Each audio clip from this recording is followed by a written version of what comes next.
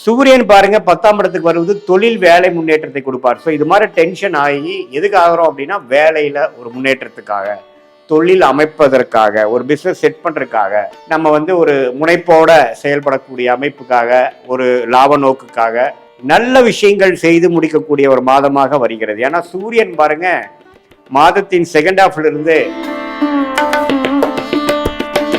வணக்கம் ப்ரோவாய் பக்தி சேனல் நேர்களே, நான் உங்கள் அன்பான சயின்டிபிக் வேதிக் அஸ்ட்ராலஜர் அஸ்ட்ரோ அருண்ஜி பேசுகிறேன்.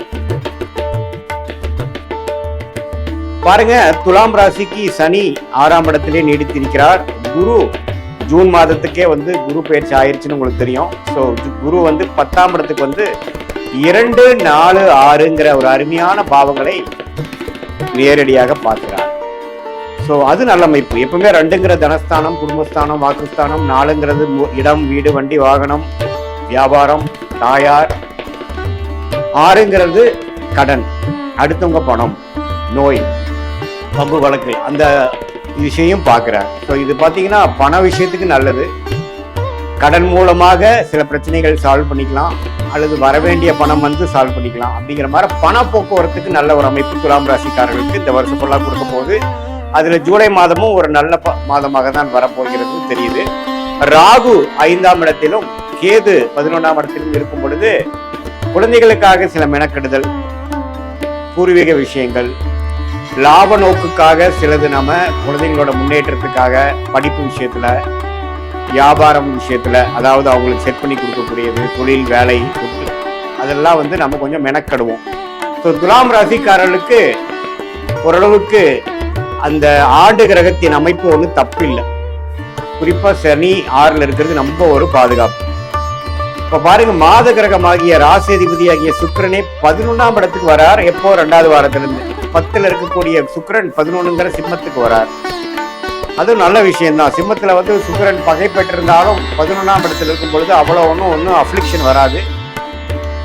என்ன, செவ்வாயின் பார்வை பெறுகிறார். ரிஷபத்தில் இருக்கிற ஒரு செவ்வாயோட பார்வை வந்து துலாம் ராசிக்காரர்கள் பெறும் பொழுது கொஞ்சம் ஃப்ரஸ்ட்ரேட்டடாகவும், அடுத்தடுத்து நம்ம என்ன பண்ணணும் நினைக்கிறதுல வந்து ஒரு ரெஸ்ட்லெஸ்னஸ், ஒரு கோபதாபங்கள், செட்டில்டான ஒரு ஃபீலிங் இல்லாமல் அவசரமா செய்யக்கூடிய அமைப்புகள், ஒரு டார்கெட் ஓரியன்டா ஒரு விஷயத்தை நோக்கி நம்ம செயல்படக்கூடிய அமைப்புக்கு கொஞ்சம் டென்ஷன் ஆகுறது. அது மாதிரி விஷயமெல்லாம் வந்து ராசி அதிபதி வந்து செவ்வாயின் பார்வை பெற்று 11ஆம் இடத்துல பகை பெற்றிருக்கிறதுனால கொஞ்சம் செகண்ட் வீக்ல இருந்து கொடுப்பார்.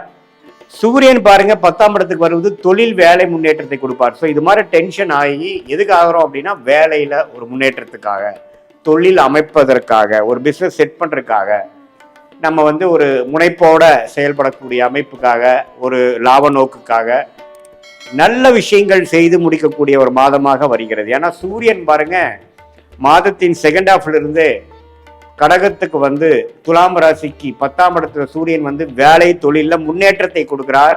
ஒரு தொழில் ஆரம்பிக்கிற மாதிரி கொடுக்கிறார். ஒரு லைன் ஸ்டார்ட் பண்ணக்கூடிய அமைப்பை கொடுக்கக்கூடிய ஒரு அமைப்பு துலாம் ராசிக்காரர்களுக்கு அவங்களுடைய தசாபுக்திகள் அப்படி இருக்கும் பட்சத்துல கண்டிப்பா வந்து கோச்சாரத்துல சூரியன் சப்போர்ட் பண்ணுவார். அதே சமயத்துல புதன்கிற ராஜயோக அதிபதி புதன்லயே, அதாவது புதனோட வீட்டிலேயே மிதுனத்திலேயே வந்து வக்ரமா நம்ம நாள் இருக்கார். 10ஆம் இடத்துக்கு வரார். அப்புறம் 9ஆம் இடத்திலேயே மிதுனத்துல வந்து ஆட்சி பலம் பெற்றிருக்கிறது ரொம்ப நல்லது. ஐடி, சாஃப்ட்வேர், அக்கௌண்ட்ஸ் லைன்ல இருக்கிறவங்களுக்கு நல்ல முன்னேற்றங்கள், ப்ரொமோஷன் கிடைக்கக்கூடிய அமைப்புகள்லாம் வந்து பரிபூர்ணமாக உண்டு. ஸோ இதை வந்து நம்ம எப்படி எடுத்துக்கிறோன்னா, புதனோட சஞ்சாரம் அருமை. ஸோ படிக்கிற குழந்தைங்க, படிக்கிற மாணவர்கள், காம்படிட்டிவ் எக்ஸாம்ஸ் எழுதணும்னு நினைக்கிறவங்க, இளம் வயதினர் எல்லாத்துக்குமே பார்த்தீங்கன்னா நல்லா புத்தி வேலை செய்யக்கூடியவங்க. என்னதான் புதன் வக்ரமாக இருந்தாலும் மிதுனத்தில் இருக்கிறதுனால நல்ல மெமரி பவர் இம்ப்ரூவ் ஆகுறது, நல்ல கிளாரிட்டி வர்றது, அந்த சப்ஜெக்ட்ல நல்ல ஞானம் பெறுவது, அது மாதிரி பல நல்ல விஷயங்களை நடக்கக்கூடிய ஒரு அமைப்பாக துலாம் ராசிக்காரர்களுக்கு புதன் ஆட்சி பலம் பெற்றிருக்கிறனாலையும், சூரியன் 10ஆம் இடத்துக்கு வர்றனாலையும், ராசி அதிபதியே 11ல் இருக்கிறனாலையும், ஆண்டு கிரக சஞ்சாரம் ஓரளவுக்கு திருப்தியா இருக்கிறனாலையும் வருது. இதுல பாருங்க, சூரியன் வந்து குருவோட சேர்றார். குருங்கிறவர் ஆல்ரெடி நமக்கு கடகத்துல உச்ச பெற்றிருக்கிறாரு, உங்களுக்கு தெரியும். அதோட சூரியன் சேரும் பொழுது ரொம்ப நல்ல பலன். செவ்வாய் 8ஆம் இடத்துல இருந்து கொஞ்சம் உடல் உபாதைகள், டிராவலிங்ல கொஞ்சம் அசௌரியங்கள், அஜீரண கோளாறு, சூடு விஷயங்கள், அது மாதிரி விஷயங்கள் கொஞ்சம் கொடுக்கும். ஸோ உடம்பு மட்டும் கொஞ்சம் பார்த்துக்கணும்.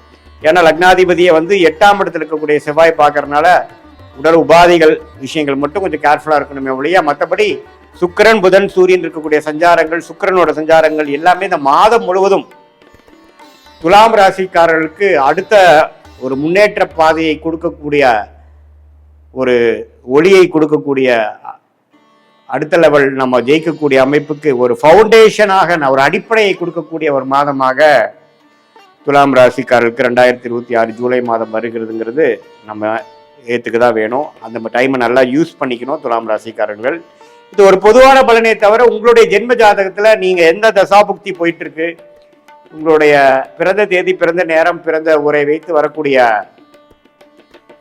உங்களுடைய திருக்கணித பஞ்சாங்க பிரகாரம் சார்ட் ஜாதகம் போட்டு ஒரு அப்பாயின்மெண்ட்ல நம்ம டீட்டெயிலாக டிஸ்கஸ் பண்றப்போ நாம இப்போ பேசின கோச்சார் அமைப்பும் உங்களோட ஜாதகத்தில் என்ன லக்னத்தில் பிறந்தீங்க, நீங்கள் துலாம் ராசியில் விசாக நட்சத்திரமா, சுவாதி நட்சத்திரமா, சித்திரை நட்சத்திரமா, இப்போ என்ன தசை போயிட்டு இருக்கு, அவர் உங்கள் லக்னத்துக்கு யோகமான தசையா, உங்களுக்கு யோகமான தொழில் என்ன, வேலை என்ன, உயர் படிப்பு என்ன முக்கியம், என்ன உங்களுக்கு நல்லதாக வருது, மாணவர்களாக இருந்தாலும் சரி, நடுத்தர வயதினராக இருந்தாலும் சரி, சீனியர் சிட்டிசனாக இருந்தாலும் சரி, உங்கள் வாழ்க்கையில் எழுகக்கூடிய அந்த கேள்விகளுக்கு எந்த மாதிரி சாய்ஸில் எது நம்ம எடுக்கலாங்கிற வயசு வித்தியாசம் இல்லாமல் நம்ம மனுஷனுக்கு பிறவை எடுத்தாவே நமக்கு பார்த்தீங்கன்னா நிறையா முடிவுகள் எடுக்க வேண்டிய தருணங்கள் இருக்கு.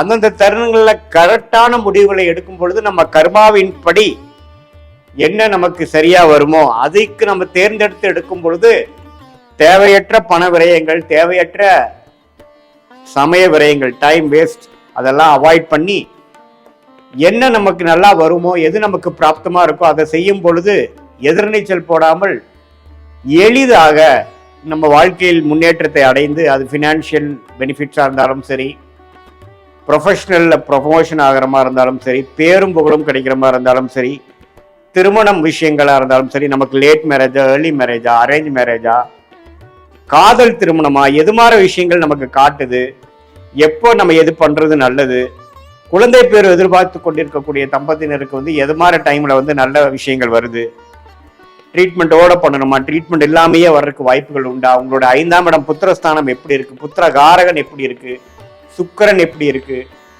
இதெல்லாம் வைத்து உங்களுடைய பிராப்தங்கள் என்ன, பர்சனல் லைஃப்ல என்ன மாதிரி பிராப்தங்கள், ப்ரொஃபஷனல் லைஃப்ல என்ன மாதிரி பிராப்தங்கள், எந்தெந்த டைம்லைன்ஸுங்கிறது எந்தெந்த நேரத்தில் எது நடக்கிற மாதிரி விஷயங்கள் இருக்குங்கிறது தெரிஞ்சிட்டோம்னா நாம நம்மளோட அவசரத்துக்கு சிலது நடக்காமல் இருக்கும் பொழுது நம்ம ரொம்ப ஃப்ரஸ்ட்ரேட் ஆகிறோம், மன உளைச்சல் அடையிறோம். அதையெல்லாம் நம்ம தவிர்த்து கொண்டு பொறுமையாக வாழ்க்கையில் நம்மளுடைய கர்ம வினையை தெரிந்து கொண்டு நாமும் நம்மளுடைய திட்டங்களை தீட்டி அதுக்கு பிரகாரம் நம்ம வாழும் பொழுது வாழ்க்கையில் எளிதில் வெற்றி பெற முடியும் என்று சொல்ல விரும்புகிறேன். சயின்டிபிக் அஸ்ட்ராலஜி மூலமாக உங்களுக்கு நல்ல ஒரு பலன் வரும் என்று சொல்ல விரும்புகிறேன்.